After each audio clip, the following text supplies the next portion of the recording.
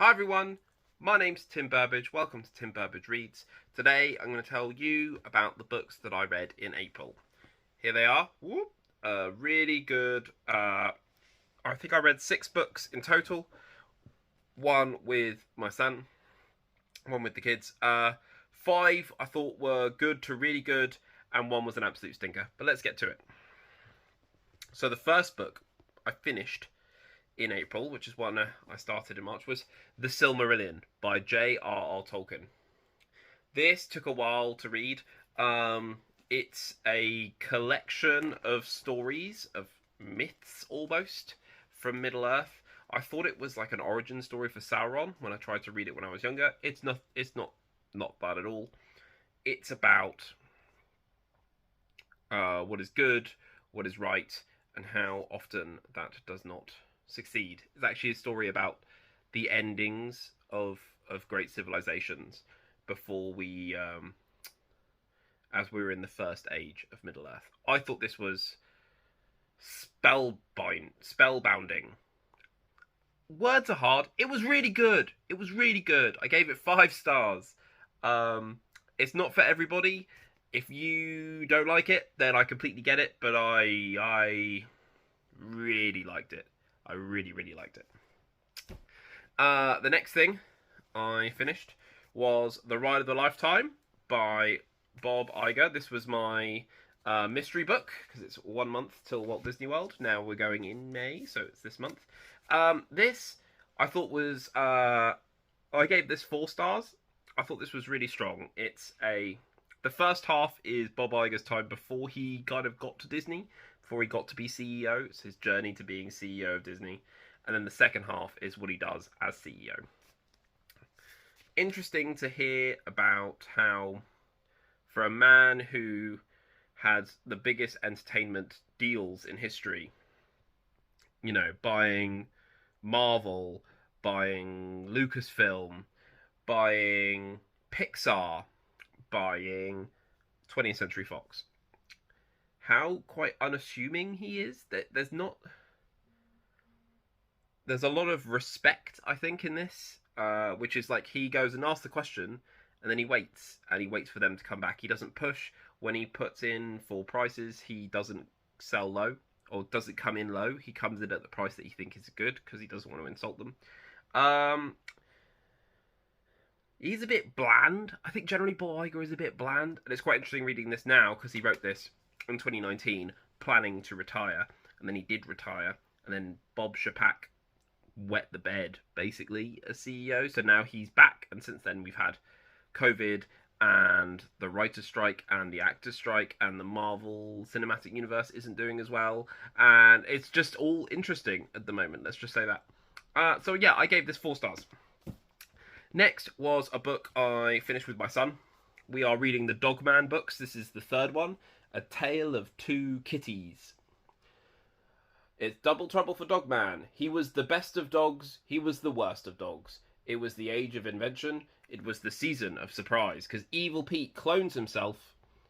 And instead of he's expecting a fully adult cat, instead it's a baby cat. A kitten who is adorable. We have the return of the evil fish, who is a cyborg. We have, in the end, the city itself becomes alive, which I think is hilarious. Look at the city there, all the buildings. Again, this is really good. I would say this is better than the second one. Probably not as good as the first. The first one has all of the meta knowledge. This one does, again. I think that meta stuff is gone. One thing that is nice is it's full of pictures of people reading it to their own dogs, which I really like. So yeah, that was 4 stars from me. We've got like the first 10. My son asked for the first 10 Dogman books for his birthday. But we haven't. He got a load of Flat Stanley books from the library, so he's been reading those, and he's doing a really good job. So we haven't gone back to Dogman for a while, which is good because you don't want him to get kind of burned out on them. Next was my March Jack London book, which I finished in April, which was To Build a Fire and Other Stories. This is a collection of 20 short stories. I bought this under a bridge in London, and some of these stories I think are absolutely outstanding. The I would say the worst stories are still not terrible, which is there's 20 different stories in here. You have a mix of there's a couple of sports ones. There's some set in Hawaii. There's some set Polynesian islands, and some of them set in like the frozen north. Um, I still so you have to build a fire, which is brutal, which is one of my favorite ones, and another one, a piece of steak, which is about a boxer who is fighting both his opponent and his age and his past. And it's amazing how I think Jack London is someone who could put so much in 10, 20 pages. Yeah, just brilliant. I'm really enjoyed this. The next thing I read was another Jack London book on my Kindle. That was the Kempton Waste Letters, and that was a 1 star for me. I gave up reading it. I was 50% of the way through, and it just kept repeating itself. It's just letters between two people, and that's fine. I'm not a huge fan of epistolary novels, but that's okay. And it was one was getting married, and he was getting married because it was the right, like he was kind of getting married for the wrong reasons. He was getting married because it was the safe thing to do. It was the scientific thing to do. We are compatible as people.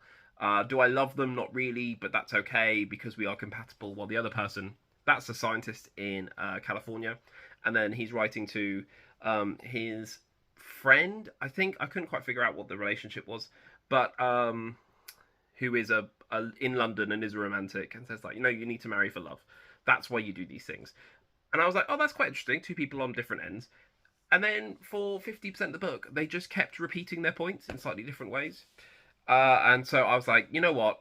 I'm done with this. I'm just going to skip ahead. And luckily, I was on the Kindle, so I just kind of skipped ahead. And I realised I'd stop and like read another bit. And I'm like, oh no, they're still talking about the same thing. Skip ahead a bit more. Oh, they're still talking about the same thing.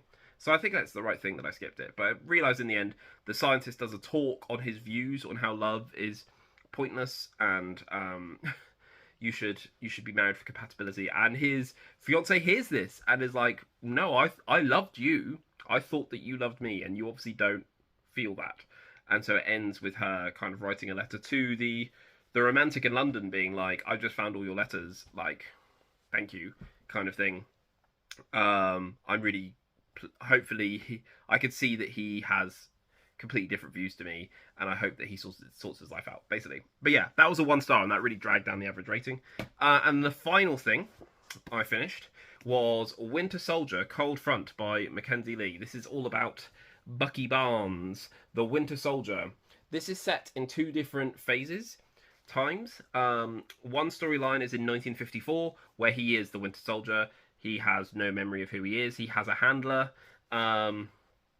He goes on a mission, and you see they're like, oh, he's been out of the ice for quite a long time. You can see his brain start to degrade as weird things come up.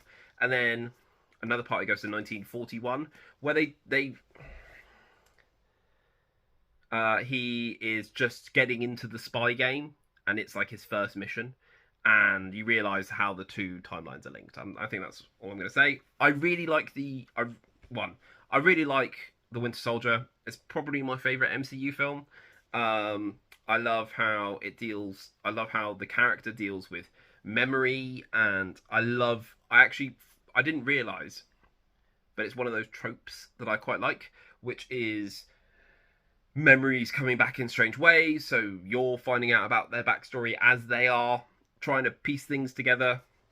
I quite like that. The main I loved the women characters that he deals with in both timelines are really great. It's a very sad book. It does not have a nice ending because the ending is in 1954. We know what Bucky, the Winter Soldier, continues to do up until Civil War, ultimately, and the Winter Soldier. One thing I was reading reviews, and it's something that I didn't really mind, but lots of people did, was they change who Bucky is, especially as a young person. So in 1941, they age him down, and he's like a teenager, and he's going on and doing his very first mission, and he doesn't know he knows who Captain America is, but he's never met him. He's not friends with Steve Rogers. It's nothing like that. So that people were complaining that's a bit different. I quite like that. I like the fact that he's not so directly tied to Captain America, because for a long time in the comics he was just Captain America's friend. That was like, you wouldn't get Bucky on his own at all. I do think de-aging him was a bit strange, uh, aging him down to like 16, 17, but it didn't make a huge impact on the story to me. It didn't read. It just showed that they were kind of out of their depth at that time, which I think you could have done at 18, 19, but it works. And God, the ending is brutal. But yeah, so I'll do a review on this. I gave this 4 stars. So overall, I read 6 books, and 5 of them were 5 star. One of them was 5 star.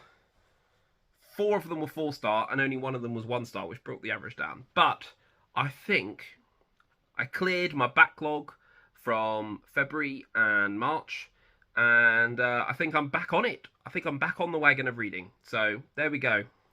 Those are all the books I read in April. Please give this video a thumbs up if you've seen it. Comment below, I'll reply to every comment. And if you like what I'm doing here and you're not subscribed, please subscribe. I'm trying to get to 100 subscriptions by the end of May, because that's kind of would be a year on YouTube for me. So fingers crossed that happens. And otherwise, get out of my house!